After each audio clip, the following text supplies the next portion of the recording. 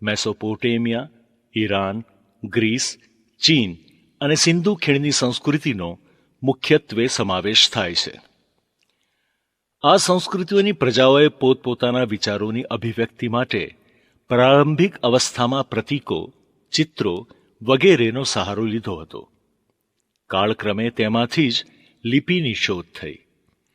આ લિપિએ ભાષાના ઘડતરમાં ઘણો મોટો ફાળો આપ્યો.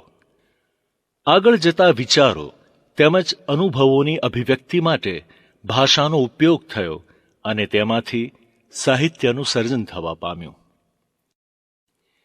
પ્રાચીન કાળથી ભારતીય સાહિત્ય તેની વિવિધતા તેમજ વિશિષ્ટતા માટે જાણીતું છે.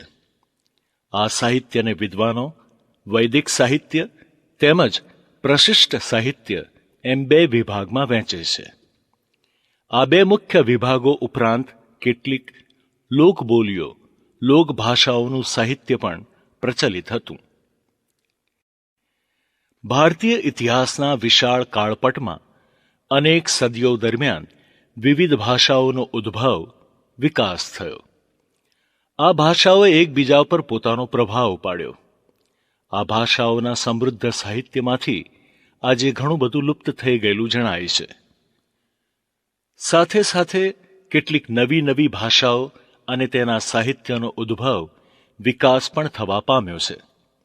તેના શ્રેષ્ઠ ઉદાહરણ તરીકે આપણે સંસ્કૃત ભાષાને ટાંકી શકીએ. તો સૌપ્રથમ ભાષા અને સાહિત્ય વિશે જોઈએ. ભારતની અતિ પ્રાચીન લિપિ હડપ્પા કાળની છે, જેને આજ સુધી ઉકેલી શકાઈ નથી. તેથી આપણને એ લોકોની ભાષા અંગે વિશેષ માહિતી મળતી નથી. જ્યારે આર્યોની સંસ્કૃત ભાષા ઇન્ડો યુરોપિયન જૂથની હતી. સંસ્કૃતના મહાન વ્યાકરણ શાસ્ત્રી પાણિનીએ તેને વૈજ્ઞાનિક ઓપ આપીને આજના સમયમાં પણ વિશ્વ કક્ષાએ તેને સર્વસ્વીકૃત ભાષા, ખાસ કરીને કમ્પ્યુટર ક્ષેત્રે બનાવેલ છે.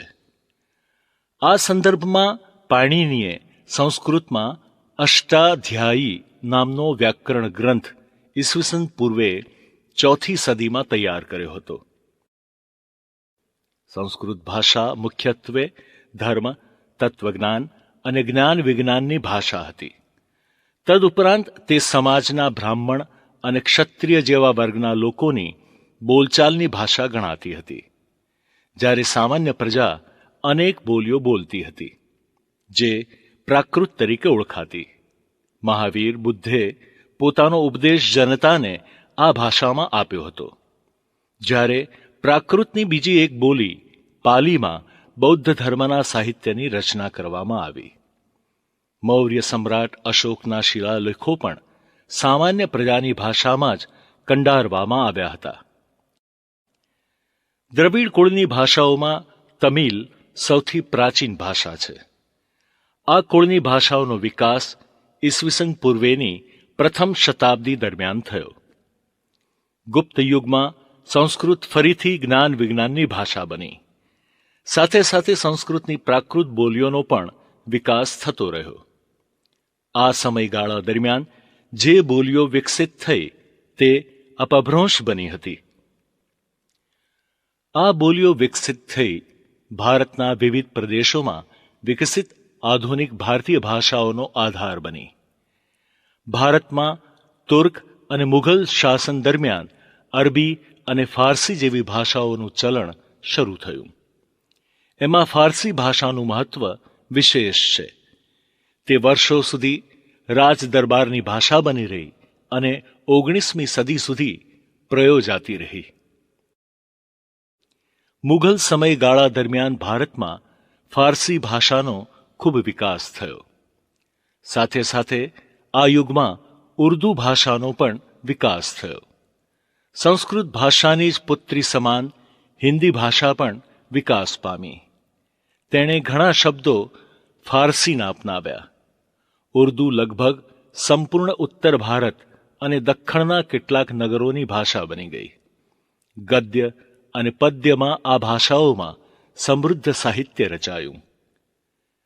ભારતીય ભાષાઓના વિકાસમાં અનેક વિદેશી ભાષાઓએ પણ મહત્વપૂર્ણ ભૂમિકા ભજવી છે. આ પ્રક્રિયા વિદેશી સંસ્કૃતિઓની સાથે ભારતીયોના ઘનિષ્ઠ સંપર્કોનું પરિણામ હતી એમ કહી શકાય. આમ અત્યારે આપણે જે ભાષાઓ બોલીએ છીએ એનો એક લાંબો ઇતિહાસ છે. ભારતમાં આવી 18 ભાષાઓ છે જેમને આપણા બંધારણમાં 8મા અનુચ્છેદમાં સ્થાન આપવામાં આવેલ છે. આ ઉપરાંત દેશના વિભિન્ન ભાગોમાં સેંકડો અન્ય ભાષાઓ પણ બોલવામાં આવે છે. ભાષાઓની આ વિવિધતાએ ભારતને બહુભાષીય દેશનું સ્વરૂપ આપ્યું છે. આમ વર્તમાન કાળમાં પ્રચલિત ભારતીય ભાષાઓ લાંબા સમયગાળા દરમિયાન વિકાસ પામી છે. તેમણે એકબીજા પર પરસ્પર અસર કરીને પરસ્પરને સમૃદ્ધ પણ બનાવી છે. હવે પ્રાચીન ભારતીય સાહિત્ય વિશે જોઈશું. ભારતીય સાહિત્યનું પ્રાચીનતમ પુસ્તક ઋગ્વેદ છે, જેમાં કુલ 1028 ઋચાઓનો સંગ્રહ છે. આ ઋચાઓમાંથી મોટાભાગની દેવોને લગતી સ્તુતિઓ છે. આ સ્તુતિઓ યજ્ઞ પ્રસંગે કરવામાં આવતી. તેમાંથી ઉષાને સંબોધન કરતી કેટલીક સ્તુતિઓ ખૂબ જ મનમોહક છે. એમાંની એકનો અર્થ આ પ્રમાણે છે: આકાશમાં તે ઉષા તેજસ્વી ચમકારો મારતી ઝગમગી રહી છે. આ દેવીએ અંધકારનો અંચળો ઉતારીને ફેંકી દીધો છે. જુઓ, દુનિયાને ગાઢ નિદ્રામાંથી જગાડતી અને ગુલાબી કિરણોરૂપી અશ્વો દ્વારા ખેંચવામાં આવતા રથ પર સવાર થયેલી આ પ્રભાતની દેવી આવી રહી છે. ઋગ્વેદ પછી બીજા 3 વેદોની રચના કરવામાં આવી, જેમાં યજુર્વેદમાં યજ્ઞ યાગાદિની વિધિઓ દર્શાવવામાં આવી છે. સામવેદમાં ઋગ્વેદના છંદોનું ગાન કરવાની વિધિ બતાવવામાં આવી છે, જ્યારે અથર્વવેદમાં અનેક પ્રકારના કર્મકાંડો તથા સંસ્કારોનું વર્ણન છે. વેદો પછી અનેક બ્રાહ્મણ ગ્રંથો રચાયા, જેમાં વૈદિક સાહિત્ય અને માનવીને આચરણ કરવા માટેના આદેશોની વિસ્તૃત સમજ આપવામાં આવી છે. બ્રાહ્મણ ગ્રંથોના પરિશિષ્ટોને આરણ્યકો કહેવામાં આવે છે, જેમાં અનેક સંસ્કારોનો નિર્દેશ કરવામાં આવ્યો છે. દાર્શનિક સાહિત્યનો પાયો પણ આ આરણ્યક ગ્રંથોએ તૈયાર કર્યો છે. ઉપનિષદ સાહિત્યમાં બ્રહ્માંડનો આરંભ, જીવન, મૃત્યુ, ભૌતિક અને આધ્યાત્મિક જગત, જ્ઞાન, પ્રકૃતિ અને બીજા અનેક દાર્શનિક પ્રશ્નોનું વિવેચન કરવામાં આવ્યું છે. બૃહદારણ્ય અને છાંદોગ્ય શરૂઆતના ઉપનિષદો છે. ઉપનિષદો સંવાદના સ્વરૂપમાં છે અને તેમાં સરળ તથા સુંદર વાક્યો દ્વારા ગહન વિચારો વ્યક્ત કરવામાં આવ્યા છે. આ સમયે વેદાંગ નામે ઓળખાતા સાહિત્યનો પણ વિકાસ થયો. આ સાહિત્યમાં કર્મકાંડો ઉપરાંત જ્યોતિષ, વ્યાકરણ અને ખગોળશાસ્ત્રનો સમાવેશ થાય છે. આ સમયના અષ્ટાધ્યાયી ગ્રંથનો આપણે આગળ ઉલ્લેખ કર્યો છે. આ સમયની મહત્વની રચના પાણિનીનો અષ્ટાધ્યાયી નામનો ગ્રંથ છે, જે સંસ્કૃત ભાષાના વ્યાકરણનું વિખ્યાત પુસ્તક છે. આ તમામ રચનાઓ સંસ્કૃતમાં હતી. પ્રત્યેક અનુગામી પેઢી પોતાની પુરોગામી પેઢી પાસેથી મૌખિક રૂપે તેનું અધ્યયન કરતી હતી. ઘણા લાંબા સમય બાદ આ સાહિત્યને લિપિબદ્ધ કરવામાં આવ્યું. ભારતના 2 મુખ્ય મહાકાવ્યો રામાયણ અને મહાભારત છે.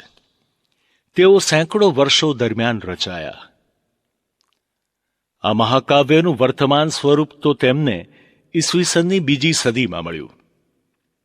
મહાભારતમાં લગભગ 1 લાખ શ્લોક છે. તે વિશ્વનો સૌથી મોટો કાવ્ય ગ્રંથ છે. પાંડવો અને કૌરવો વચ્ચે થયેલ યુદ્ધ તેનો મુખ્ય વિષય છે.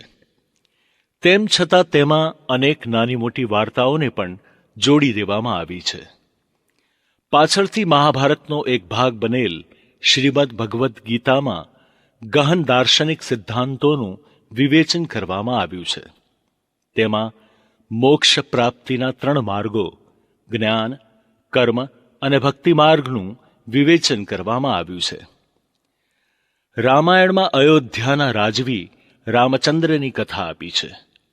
આ મહાકાવ્ય મહાભારત કરતાં ઘણું નાનું છે.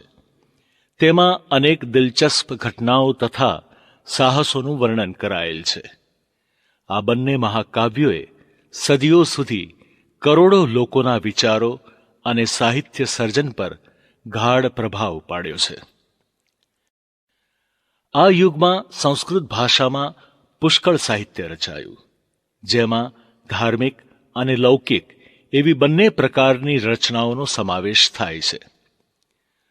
પુરાણોએ આરંભિક વૈદિક ધર્મને હિન્દુ ધર્મનું સ્વરૂપ આપવામાં મુખ્ય ભૂમિકા ભજવી છે. આ સમયગાળા દરમિયાન અનેક શાસ્ત્રો અને સ્મૃતિ ગ્રંથો પણ લખાયા. આ શાસ્ત્રો વિજ્ઞાન અને તત્વજ્ઞાનના ગ્રંથો છે. દાખલા તરીકે કૌટિલ્યનું અર્થશાસ્ત્ર વહીવટી વિજ્ઞાનની કૃતિ છે. વિવિધ કલાઓ, ગણિત અને અન્ય વિજ્ઞાનો સંબંધિત શાસ્ત્ર ગ્રંથો પણ લખાયા. સ્મૃતિ ગ્રંથોમાં ધર્મ દ્વારા અનુમોદિત કર્તવ્યો, રિવાજો અને નિયમો આપવામાં આવ્યા છે. મિત્રો, પ્રારંભિક બૌદ્ધ સાહિત્ય પાલી ભાષામાં લખાયું. આ સાહિત્ય 3 ભાગોમાં વહેંચાયેલું છે. તેને ત્રિપિટક તરીકે ઓળખવામાં આવે છે, જેમાં સુક્ત પિટક મુખ્યત્વે બુદ્ધ અને તેમના શિષ્યો વચ્ચેના સંવાદોનો સંગ્રહ છે. વિનય પિટકમાં બૌદ્ધ સંઘના નિયમો આપવામાં આવ્યા છે. ત્રીજો ગ્રંથ અભિધમ્મ પિટક છે. એ જ રીતે મિલિંદ પન્નો એક મહત્વનો બૌદ્ધ ગ્રંથ છે. એમાં ઇન્ડો ગ્રીક શાસક મિનેન્ડર મિલિંદ અને બૌદ્ધ તત્વજ્ઞાની નાગસેન વચ્ચેના સંવાદો આલેખવામાં આવ્યા છે. સેંકડો જાતક કથાઓ પણ બૌદ્ધ સાહિત્યનું મહત્વનું અંગ છે. વિશ્વભરમાં બુદ્ધિ ચાતુર્ય માટે પ્રસિદ્ધ થયેલ આ કથાઓ બૌદ્ધ સ્થાપત્ય કલાનો પણ વિષય બની. પાછળથી અનેક બૌદ્ધ ગ્રંથો સંસ્કૃતમાં લખવામાં આવ્યા, જેમાં અશ્વઘોષનું બુદ્ધચરિત સૌથી વિશેષ જાણીતું છે. ગુપ્ત સામ્રાજ્યની સ્થાપના પહેલા સંસ્કૃતમાં લૌકિક સાહિત્ય લખવાની શરૂઆત થઈ. એમાં ગુપ્ત યુગ કાવ્ય અને નાટકના વિકાસનો સુવર્ણ યુગ હતો. આ સમયના મહાન લેખકોમાં કાલિદાસ, ભવભૂતિ, ભારવી, ભર્તુહરિ, બાણભટ્ટ, માઘ ઇત્યાદિનો સમાવેશ થાય છે. આ તમામ ભારતભરમાં વિખ્યાત છે, જેમાં કાલિદાસ તો વિશ્વ પ્રસિદ્ધ લેખક છે. પોતાની કાવ્યકલા અને ઉત્કૃષ્ટ શૈલીને કારણે કુમાર સંભવ, રઘુવંશ, મેઘદૂત, ઋતુસંહાર અને અભિજ્ઞાન શાકુંતલમ વગેરે કાલિદાસના બેનમૂન ગ્રંથો છે.